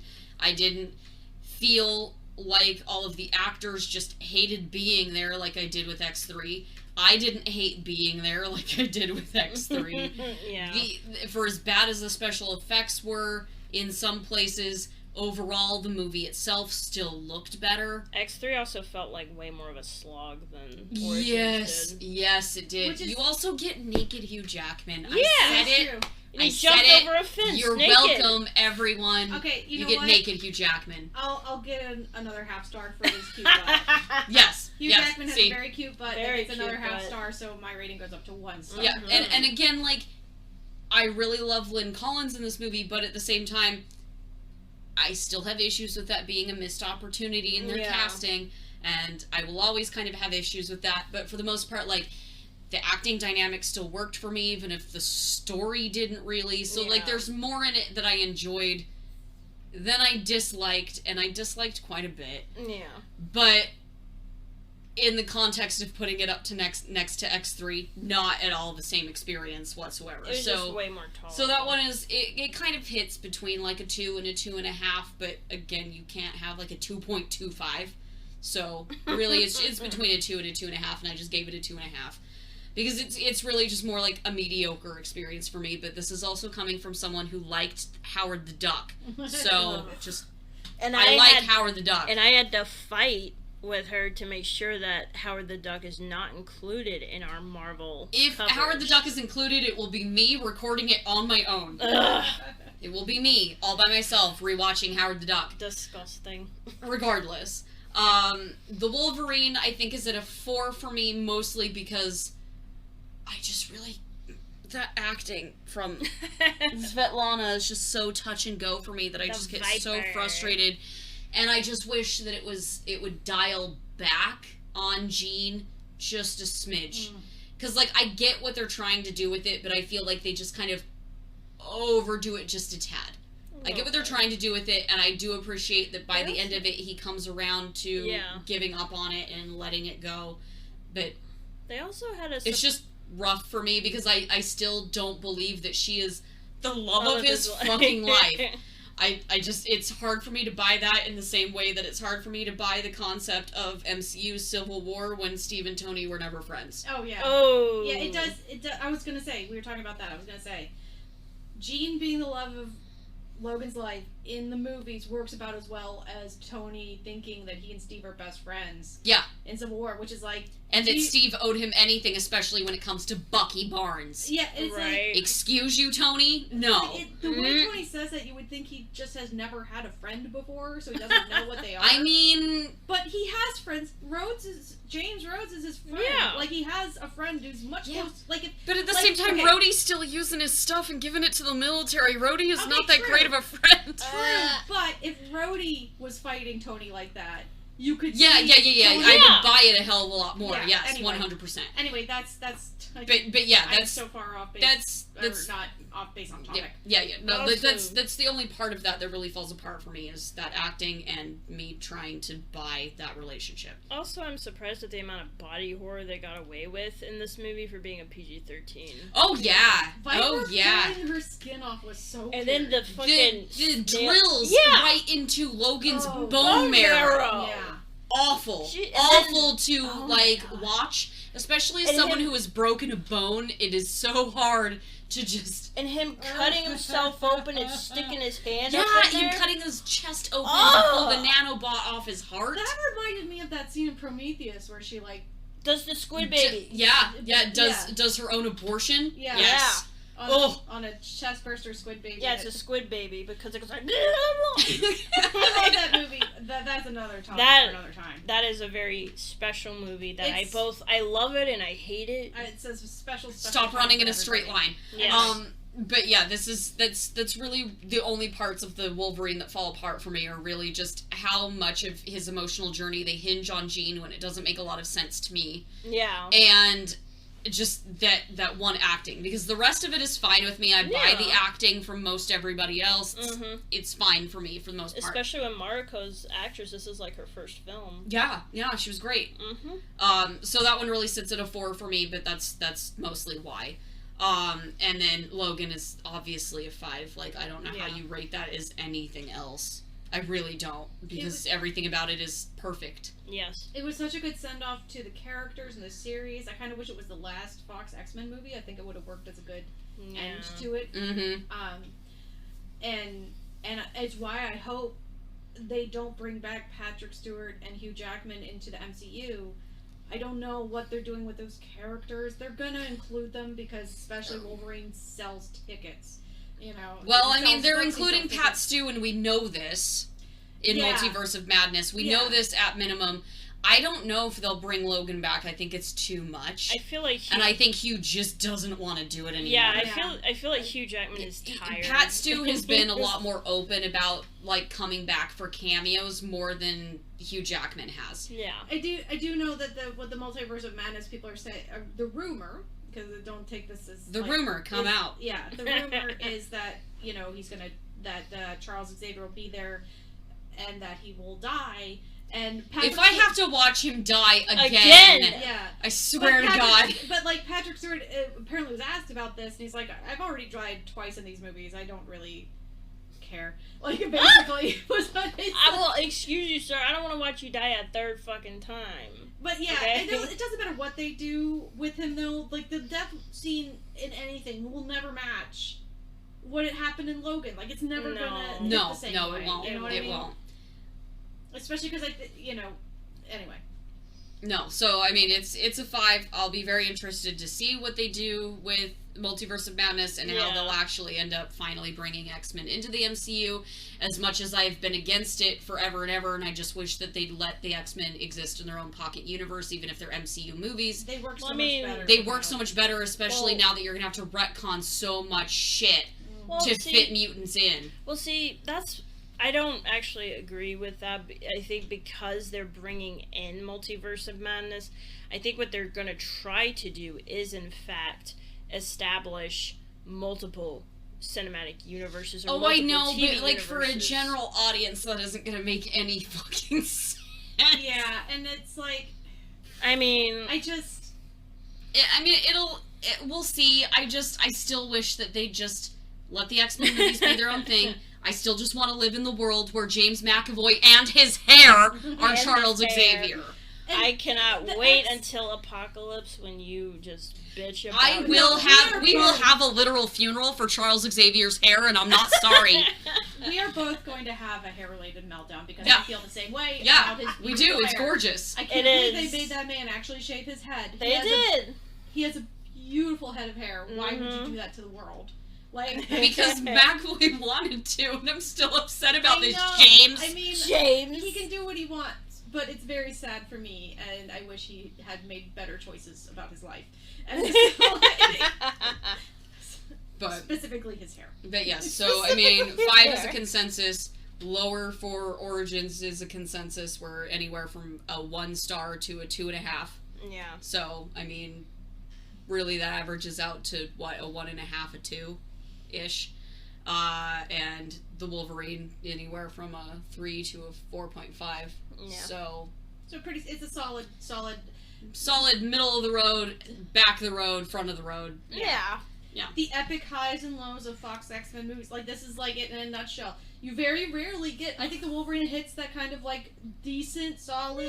Middle nothing ground. Objectionable, some good action scenes, middle ground. Mm-hmm. And which rarely exists. with the Fox, X-Men movies. You don't get that too often. It's kind of a rarity in that. You either get Wolverine Origins or Logan. You get, like... The epic highs and lows of Fox X-Men movies. And we'll probably come back to my thesis when we get back to the reboot trilogy and future episodes. And Hugh Jackman got to experience all of them. All the highs and the lows. He sure did. Yeah, because he's in every freaking movie. So thank you for listening to this episode of FANSPLAINED. If you enjoy what we do, consider donating on Ko-fi. Everything we make goes right back into the production quality of the show. We appreciate all of our subscribers and everything you do. Please subscribe. Yes. And we're thankful for everything from Hulk smashing that like button or the subscribe button to your question, comments on each episode, and especially sharing the show with your friends so they can subscribe. Like, basically, if you enjoy listening to the stuff and you want to keep track of all the other stuff we make, please subscribe. Subbing really, really helps. Yes. Eventually, we may get monetized if we can actually get subs. And which means we can actually cover more stuff and branch out into other things. Yes, please. So Fansplained is a weekly media criticism and deep dive podcast, and we are currently working our way through the Marvel Cinematic Universe. I forgot to change that in the script. We'll be jumping back into the MCU proper next week with Phase 2 and Iron Man 3, and also the accompanying final official one-shot that comes right after that, which is called All Hail the King. So, Bridget, do you want to remind everybody where they can find your other stuff? I have a podcast about the Olympics. Blah, blah, blah, tired. Alright. Olympic Size, the unofficial, unlicensed, unofficial, unaffiliated with the IOC True History of the Olympics. And we always say that front and center because the IOC can be very litigious. We are not associated with them in any way, and everything I have is exhaustively sourced. So, Yes, and we will link that in the show notes like we have in the prior episodes, so you can find that pretty easy. You can find our updates here on YouTube as well as on Twitter and Coffee at Fansplained. I might be a little behind on the Coffee right now, but I will get up to it tonight. If you want more of our conversations on the MCU and other fandoms, subscribe to our channel. Again, please subscribe to our channel and hit the bell for new episode notifications. Until next time, Salt Shakers, this has been Ryan. And Bridget. With the Fansplained podcast, and we'll see you next week.